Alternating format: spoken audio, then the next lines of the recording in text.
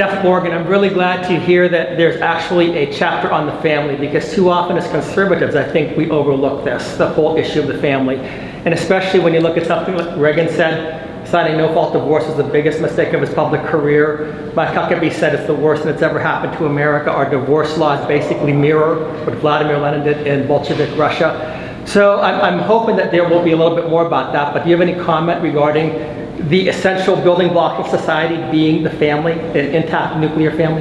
Look, I believe that the family is that essential building block, period, end of story. I mean, and you know, we can have liberal progressives can talk about that's not the case, and they can tell you a different story, but that's nonsense. It is. It's where children learn, it's where they're nurtured, it's where character formation occurs, it's where people learn about faith.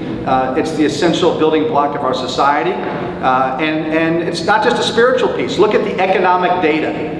The economic data shows very clearly that families that stick together do far better financially.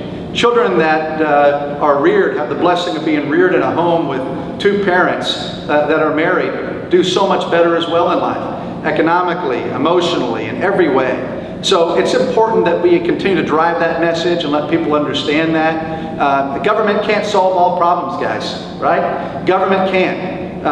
Government needs to be limited. And at the end of the day, it needs to allow for people to be free and allow individuals to be successful and do what they want to do, be it in the private sector as a business person or in some other capacity in serving communities and volunteering or whatever it may be. You know, government needs to be limited and needs to get out of the way so that people can live the most productive lives possible. But it all comes back to that fundamental building block of the family. So I'm a big believer in that. That's why I was so privileged to be able to reach out to my friend Chad and for him to take the mantle of creating this chapter on the family. You know, a good friend of mine, I mentioned earlier, Rick Santorum, we talk about the topic of the family a whole lot over the years and just the absolute essential nature of its protection. So, thank you for the question. Thank you.